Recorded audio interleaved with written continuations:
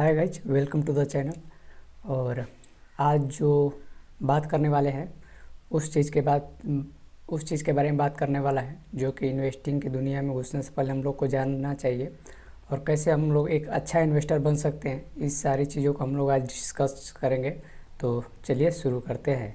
हम लोग जानते हैं और हम लोग के जो मेंटर हैं वो लोग भी यही बताते हैं कि जो लीडर्स होते हैं वो रीडर्स होते हैं, यानी कि जो लोग लीडरशिप करते हैं, जिनके पास लीडरशिप क्वालिटी होती है, वो अधिकांश लोग क्या करते हैं कि पढ़ते रहते हैं। वो भी कोई अगर इन्वेस्टिंग की दुनिया में आए हैं तो इन्वेस्टिंग का बुक, इसके अलावा भी पर्सनल डेवलपमेंट का बुक पढ़ते रहते हैं। अगर मेरे तरफ से देखा जाए तो मैं अभी रिच डैड पुअर डैड पढ़ चुका हूँ और भी दो चार बुक अभी रखे हुए हैं, उसको पढ़ेंगे।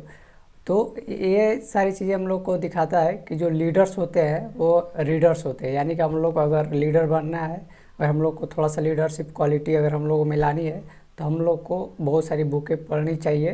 अगर हम लोग देखा जाए, अगर जो दुनिया के जो टॉप रिचेस्ट पर्सन हैं, बिल गेट्स हो गए, वो एक साल में लगभग 14 से 15 बुक पढ़ जाते हैं। तो इन सारी चीज़ों से हम लोग को ये पता चलता है कि हम लोग को बुक पढ़ते रहनी चाहिए और पर्सनल डेवलपमेंट अपना करते रहना चाहिए। अगला जो पॉइंट है कि अगर हम लोग को अच्छा वेल्थ गेन करना है, अगर ज़िंदगी में आगे बढ़ना है, तो हम लोग को जो सोर्स ऑफ इनकम है उसको बढ़ाने का पर कोशिश करना चाहिए। अगर हम लोग को किसी फील्ड में नॉलेज नहीं है तो उसके बारे में जानना, उसके बारे में सर्च करना और उसको अपने अंदर लाना बहुत ज़रूरी है। अगर हम लोग को आने वाले समय में ग्रो करना है तो हम लोग को इन सारी चीज़ों को जानना बहुत ज़रूरी है, क्योंकि जब तक हम लोग सीखेंगे नहीं तब तक से हम लोग अर्न नहीं करेंगे। इसलिए कहा गया है कि learn to earn, first learn then earn. और जहाँ तक हम समझते हैं कि वो यह जो एज है 20 का जो एज होता है उसमें हम लोग बहुत सारी चीज़ें सीख सकते हैं। माना कि सारी चीज़ें में परफेक्ट नहीं हो सकते, लेकिन बहुत सारी चीज़ें सीख सकते हैं, तो वहाँ से हम लोग इनकम का जो सोर्स है वो बढ़ा सकते हैं। तो चलिए बढ़ते हैं अपने नेक्स्ट पॉइंट पे। अगर हम लोग को इन्वेस्टिंग की दुनिया में सफल होना है तो हम लोग को क्या करना है कि अगर मान लीजिए किसी कंपनी में पैसा लगाए, हो सकता है वो कंपनी स्कैम के चलते या कुछ कारण के चलते अगर वो उसमें मेरा पैसा लॉस हो जाता है तो उस लॉस को हम लोग को पता ज़रूर लगाना चाहिए कि किस कारण लॉस हुआ, किन सारी चीज़ों को हम लोग को आगे ध्यान रखना ज़रूरी है। क्योंकि हम लोग क्या होता है हम लोग के साथ कि अगर किसी कंपनी में लॉस हो गया तो हम लोग अब इस पर ध्यान नहीं देते कि उस कंपनी में मेरा क्यों लॉस हुआ, क्या मतलब कि क्या मेजर कारण था जिसके कारण पैसा लॉस हुआ। तो इन सारी चीज़ों को हम लोग को जानना बहुत ज़रूरी है।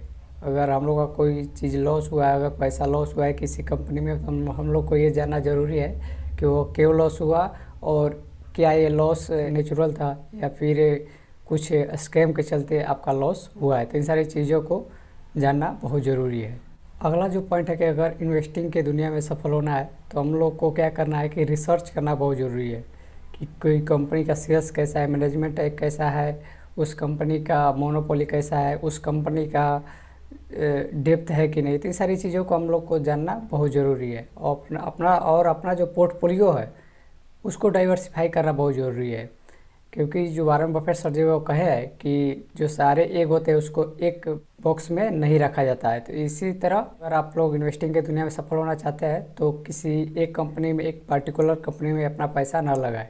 हो सकता है कि वो कंपनी अच्छी हो, लेकिन आने वाले भविष्य में अगर कुछ स्कैम हो जाता है तो वो कंपनी डूब भी सकती है। अगर हम लोग डाइवर्सिफाई करते हैं तो इसका जो मेन फ़ायदा होगा वो ये होगा कि अगर 10 कंपनी अगर हम लोगों ने लिया है और उसमें से 2-3 कंपनियाँ डूब भी जाती है तो अदर जो 6-7 कंपनियाँ है वो इतना रिटर्न दे देगी कि आपको प्रॉफिट ही होगा और वो जो लॉस हुआ है उसका आप पर ज़्यादा प्रभाव नहीं पड़ेगा।